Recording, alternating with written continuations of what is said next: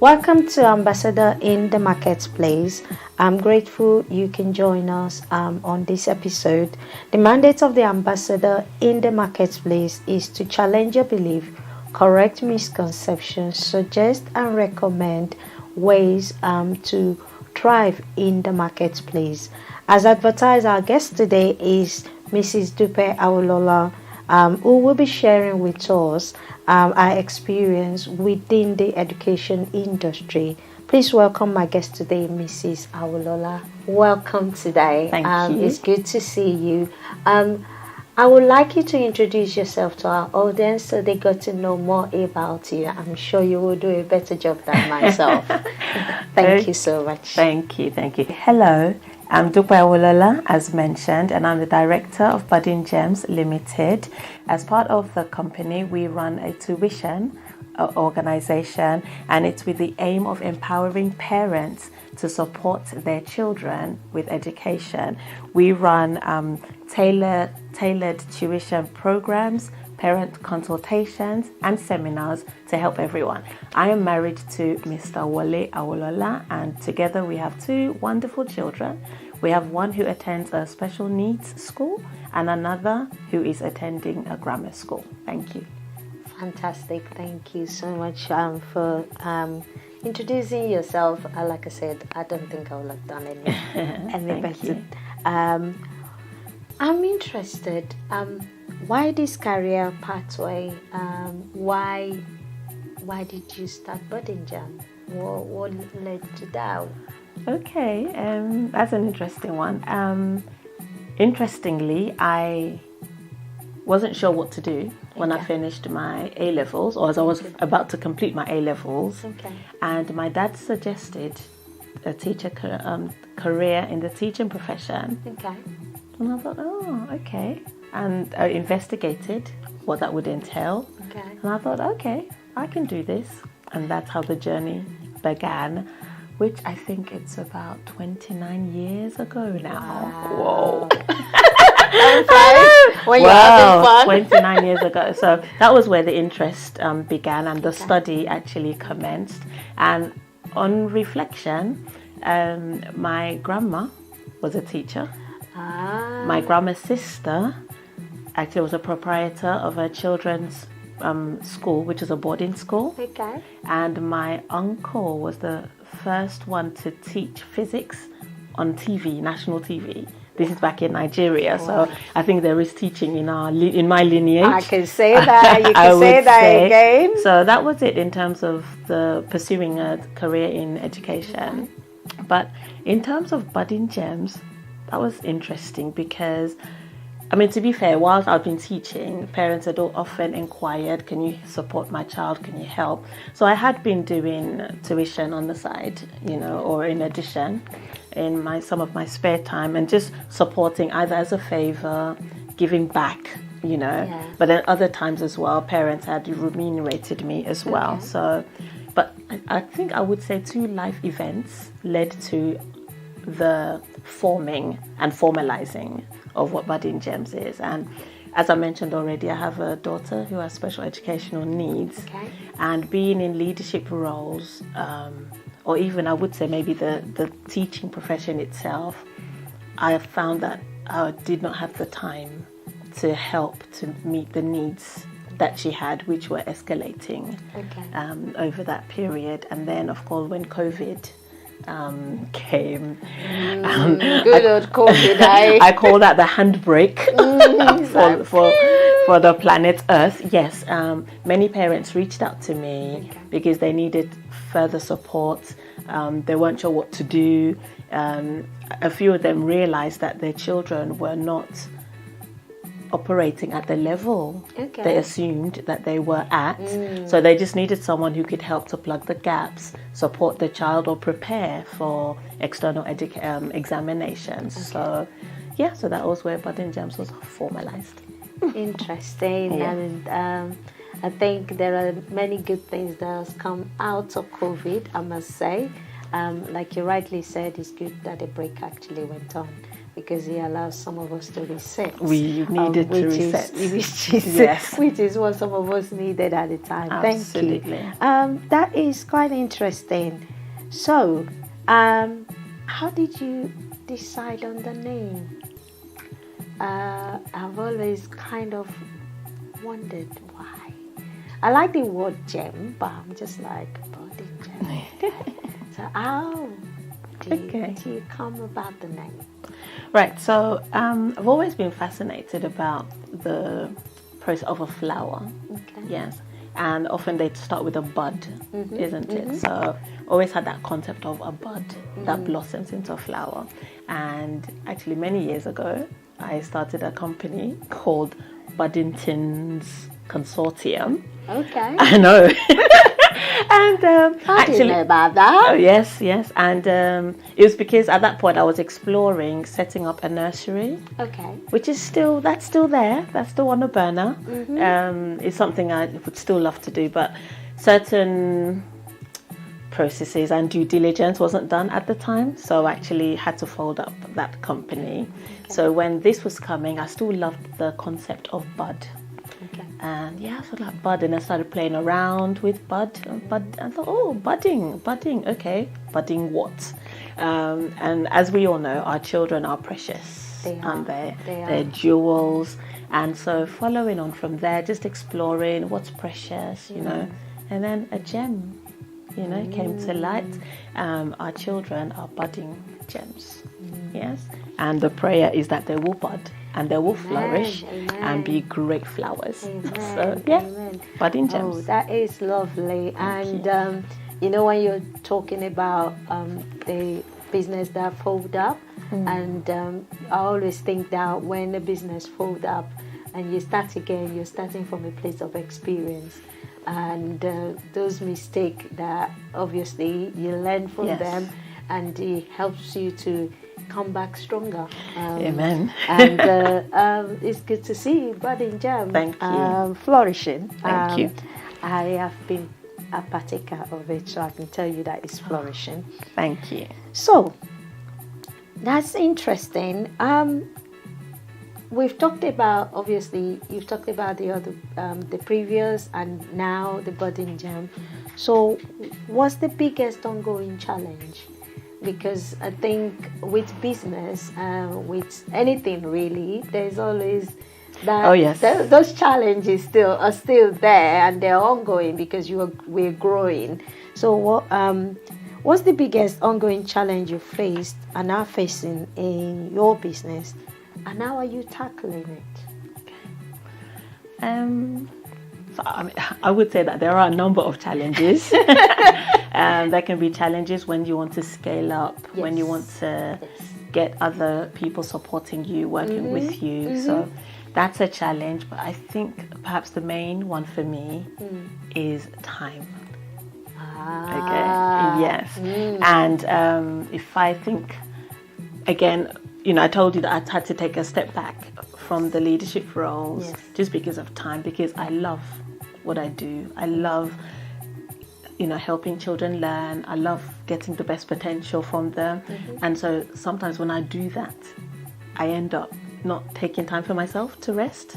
I end up not spending enough time with my family as I ought to as well, because I'm just driven and I want it to be absolutely amazing and for each child. So I think my main challenge, I would say, actually it's still the time, because when we enroll children on our program, you know, we get the whole package. So oftentimes whatever issues the parents have almost tend to become my problem as well, and I want to help them to resolve those problems, you know. So we don't just then stop because we've done the hour session, you know. So we're continuing, and the parents are ringing me and they're saying, oh, there's an issue, there's that. So I find that I'm giving of myself a lot of the time, so that eats into the time which was part of the plan of kind of slowing down, was to have time for the family, time for my daughter as well. So that does eat into it.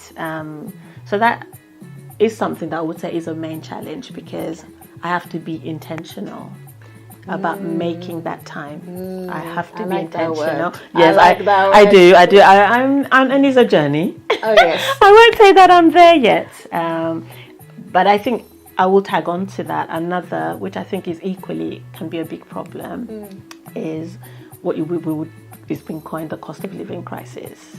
Oh yes. At the moment. So yes. I'm very aware that there are parents who really want to do well by their children, but just don't have the funds, And I hear people say, well, I've sold my car, I've sold my sofa, I've sold.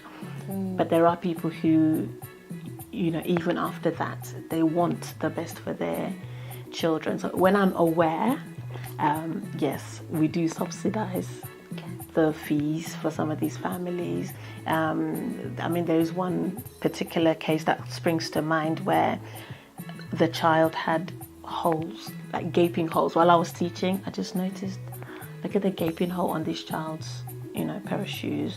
Of course, spoke to the parent, but for me, I was really touched by the fact that the parents still really wanted their child to do well. They knew they're giving it all their everything. So in my view, you can't close your eyes to something like that. So that child, we allowed them to go through the rest of the academic year without paying. The mum was so grateful. I still see the mother now and again. She's still so thankful, but I think that's essential. I'm aware it's not a sustainable business plan. Yeah. Okay, I'm aware of that, but you can't see need like that and close your eyes, in my view. I completely agree with you, and I think this is where it comes to mind that when the Bible says, "Cast your bread upon waters," and it will come back to you, because sometimes those children grow up and they give back, and you'll be amazed. Actually, yes. And even the parent, they will be so grateful. I can imagine. And so, looking at the area of faith, how has your faith helped you in your business? How has your faith? What impact has your faith had on your business? So I'm going to say that my faith is the bedrock. It's the bedrock of this. Of course, I have other people who have helped me, who have held my hand along the way of starting this, and they continue to give me their support. But even they will tell you, you get to those places where this has to just be God, So that is what grounds me. That is what helps me. That I just have to believe. I have to believe that in God. In fact, whilst reading The Power of Positive Thinking, Norman Vincent Peale, written a long while ago. I think one of the scenarios he painted was one of his clients referred to God as the CEO of their business, and I thought, do you know what? I like that. Yeah. So when I think, I'm trying to do this, I can't do this, I'm trying to do the other, I'm reminded, and do you know, it's an interesting one, and I think, okay, God, you're the CEO. There you go. We need to have a meeting. We need, and I think just having that little play in my own mind, it helps me, because then I don't feel that I have to do this all by myself. I'm reminded of that. And also, when this was starting, I told you that the company was formalized during COVID, but the passage that was very strong for me and gave me the confidence to start was where it says that Isaac sowed in the land. And because there was no funds, I was not working, do you see? So there was no funds from anywhere. But I was resolved. I was quite sure that this was God saying, sow, and you will reap 100-fold. And the biggest joy was just speaking to parents one-on-one and being able to feel that I'm supporting them and meeting the exact need. It was timely. When you work in a school, sometimes you're focusing, and when you're in a leadership role, there are hundreds of children. So that personal touch sometimes isn't there, unless you have the specific meeting with a parent. Yes. But I felt when I started this, it was a vocation. I felt it was a calling. I felt I was impacting, and solving. So in terms of that faith, just coming back to it and trusting God and seeing God move in this, in my view, that has been great for me. And so I'm reminded that, it's not by my power, it's not by my might. Yes. And when I do get scared, because I'm not going to lie, I do. There are times I get worried. Oh, yes. And I'm just reminded to be bold, to be strong, because I've not been given a spirit of fear. Amen. And oftentimes when you sit there are people who've gone before, there are people who are there to help as well. And with that trust in God, knowing that I'm not alone, that is that faith that keeps me going. Wow. I like that. And the bit about having God and reminding yourself that God is the CEO. Yes. And we're not forcing ourselves to achieve this thing, or we can achieve it on our own.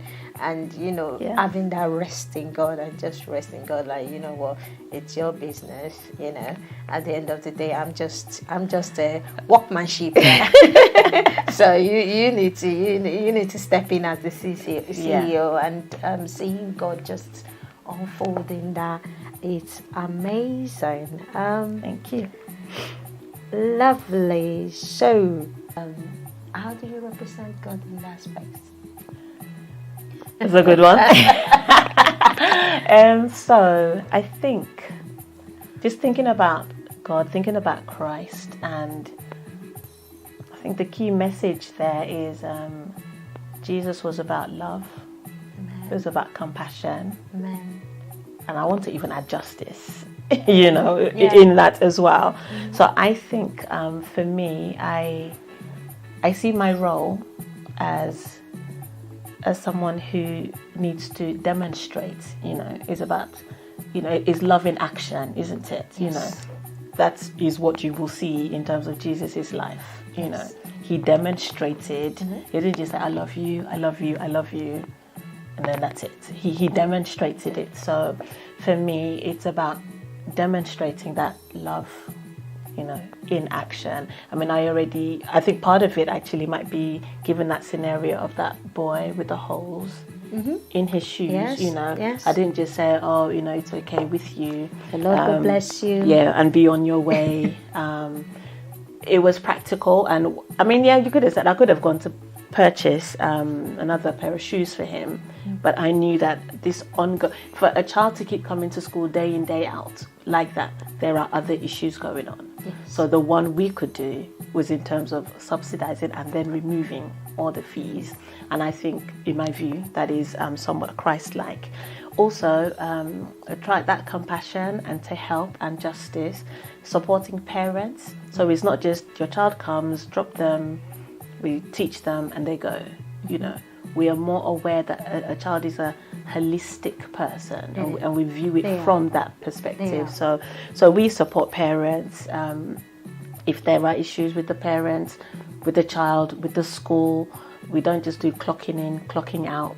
We do support. Yes, of course, there are times where we charge fees, but there are many, countless times where it's just a phone call away. A parent needs to be reassured. So we show that we are there, and I think that's how we portray Christ in what we're doing.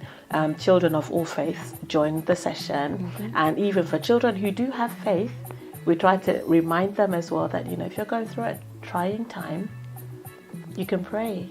You've learned how to pray. You've been taught how to pray.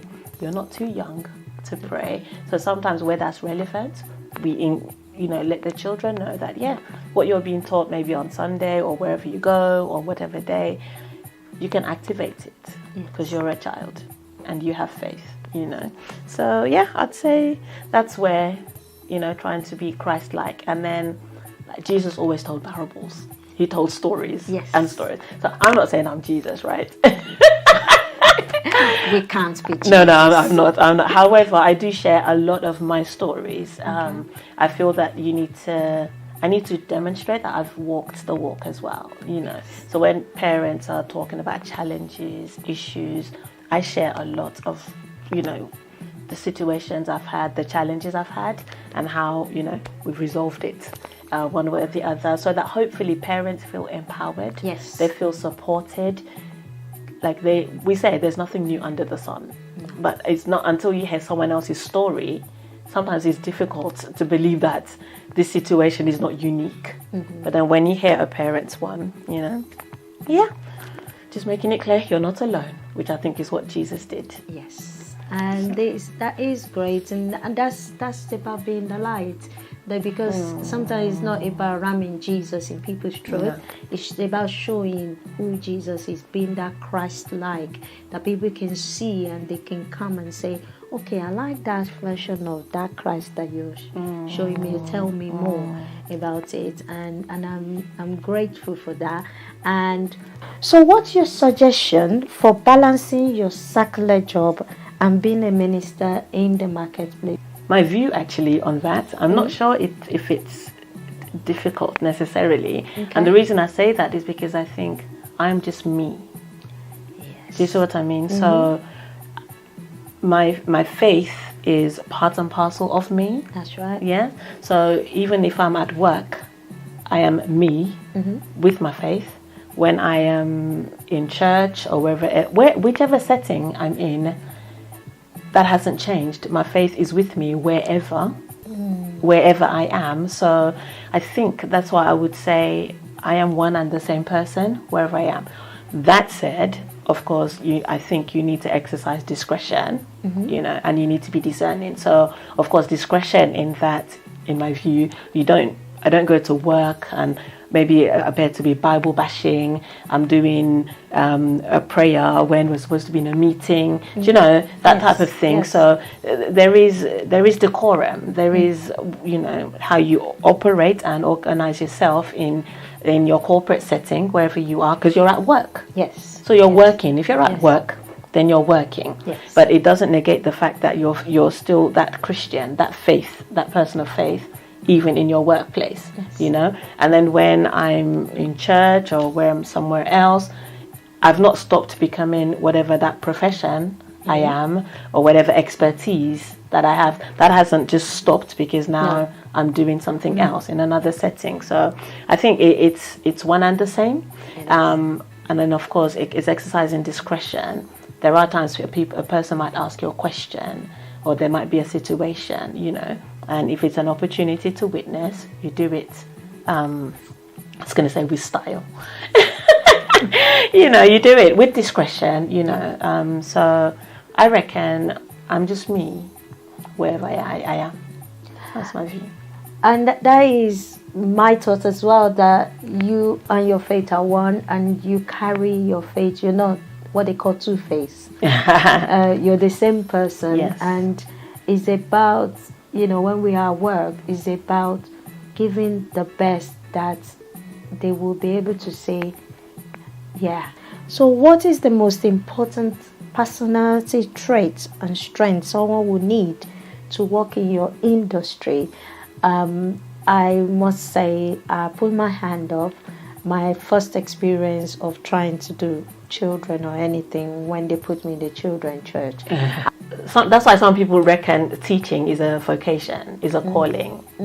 You can go and learn, and get the degree or the qualification, but there's definitely other innate abilities and traits you need to have. And I think you need to be able to empathize. Yes, you need to be able to empathize because that will enable you to connect. What children need is a connection. Wow. And they can tell when you've not connected with them. And when you don't connect with a child, oftentimes you'll get all the behavioral issues, disengagement, because they feel that, you don't have any vested interest. So I reckon being able to empathize will enable you to connect. When you've connected with a child, you can tailor the teaching to their needs. So the teaching, the provision, the support, you can tailor that to their need, and then you're constantly evaluating, aren't you? Yes. As you go along. Yes. But I think all of that stems from being able to empathize with a child, because you have got to be able to connect, you know. Oh, that's great. Fantastic. Thank you. What is your advice to a parent who is living by faith, even though their children are having challenges in their studies? I'm bringing it back to I'll say the household of faith, where people believe, I'm not sure if it's in other faith, but I've experienced it. Obviously, I'm a Christian, where people want to walk by faith and live by faith, but the children is still having a bit of a challenge, and they're pushing the children, and there's nothing wrong in that, but how do you manage that in your role? In my role. It can be a challenge, you know, it can be difficult, and all of us would want a case where you take your child to school, they learn, you know, the teacher say, yeah, great, they're amazing, everything's going swell. That's what all of us would want. Oh, yes. But then that's not the real world, you know. No. So we know that issues do come along. I have to say, this may sound a bit harsh, okay? So the first part, before I talk about what we could do, but sometimes that faith, you know, I'm saying, you know, I'm going to be walking in faith, I'm going to be praying about it, sometimes can be a bit of a burying your head in the sand, which is what I said is a bit harsh to say. But yes, sometimes it's because you then feel that you're busy praying is excusing you, or, you know, that's what you hold on to, rather than actually addressing the issue. So I think what I'm going to say, this might have been coined before, but I don't know if it has, but it just came to mind. What I will say is, with the prayer, okay, because we do need to pray. Oh, yes. We do need to pray, so I will not remove prayer. Along with the prayer, I would say that the parent needs to find out what it is. They need to face what it is, and then they need to finish it, basically. So what do I mean by that? So in terms of finding out what is the issue, you need to investigate. Is it something at home? Sometimes our home lives are so turbulent, it makes it difficult for a child to focus. Yes. Could it be that actually the school, you know, maybe the child's new class, maybe there's a new child in the class, maybe something about the organization of the day, you know, are you able to find out the triggering moments, you know, for the child? And, you know, if you need to ask someone to help you along with that, so even asking questions, getting someone else from outside to ask those questions for you. And then, so, you know, so you've got, is it at home, is it the school, or even just finding out the child, you know. This sounds so obvious. Speak to the child. Or shall I say, hear what the child is saying? Because there's one thing to talk and say, let's talk. It's another thing to hear what that child is saying. And listen. Yeah. So I would call that part of the finding out section. And then now that you've found out, you know, you've done your kind of groundwork, then you need to face up to the issue. Yes. What is it that you need to put in place? For example, because sometimes there are easy remedies, you know. Sometimes it could be there is disorder in our house, you know, and you need to face it. If that's what it is, acknowledge. So now we need to put order in place. We need to put systems in place. Bedtime routines. What does that look like? Yes. Screen time. The bane of every parent, you know. And depending on the child's age, you might need to work a form of negotiation. If you try and do that's it, law of medium power share, where, you know, this is it, that may not work. So you have to engage in a conversation, in a negotiation. They're not too young, to be honest, actually, to be involved in the process. And for them to, children mostly will engage with you if they know it's for their good as well, you know. So face it, and if it's actually a bigger issue, as in they've noticed is something in school, something with a teacher, something with then you have to you need to deal with it, start processing that, speaking to people, engaging with the school as well. Something else I will add there in terms of you facing it, maybe you need to get other medical professionals involved. Okay. Yeah. If that's needed. Our GPs are often the first place port of call after you've spoken to school as well. And this is really challenging, but I talked about even me being intentional. We all need to do that. We need to be present with our children. That again can be what the child wants. That's what they are after. They just want your actual time, being present with them. We can be in the same house but not be present. That's correct. In the house. Yes, that's correct. So we need to be present there. And the last part, in terms of finishing it, if you've put strategies in place, please follow through. Yes, we all get tired. I get tired. It's real, but we need to follow through so that we can finish that. And of course, through all of those is that constant prayer, constant review, getting the help. Tell somebody. Somebody else always has a solution, or they can signpost you if they don't have the solution. Yes. And I like what you say about consistency, because we can put process into place, but if we're not consistent, the child will just like, well, they're not serious, and we just go back to square one. Yes. And that consistency is important. That your yes is your yes and your no is your no. So, what is the piece of advice you will give to someone starting out in your line of business? So they're looking to do something around tuition, something around, different things that you've described to us, even just starting on the basis. What do you think? I would say the core thing is, why do you want to do it? You understand? You've got to know the reason. That reason is what keeps you going, maybe when challenges come along the way. And then maybe checking your motive as well, So, and I don't think it's wrong to say, well, I want to do this because I want an additional stream of income. There's nothing wrong there. But this is me, I feel that you still need to it needs to be ethical. Okay. Because I'm going to say that I have seen unethical practices out there where you are, you're given a provision that is below par. And I think that is unfair. It is. I think that is not, because people are paying you for it. These are children's lives. I don't think it's a product that is not, if it's a product, you're selling merchandise or something, it's still wrong. I think it's still incorrect. But then a child's life, you're forming their lives.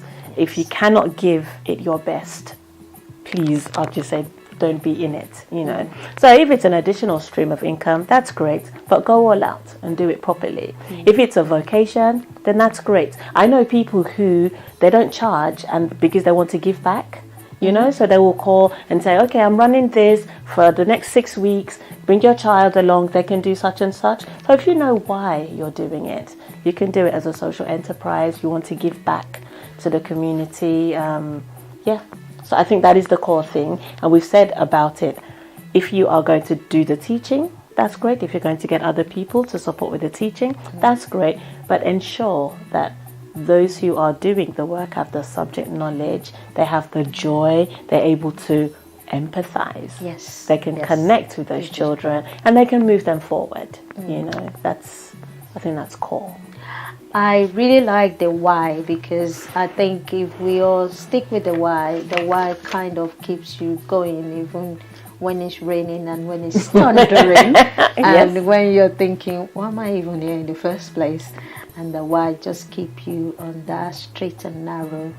Well, we are nearly to the end, and this is where I will ask you to tell our audience about your product and services. I have used the services. I can tell you that is a fantastic service. Thank you. Okay, so to everyone, thank you. So Budding Gems Tuition, really, we're just here to help you. Okay, so we tailor our services to your needs, to your child's needs.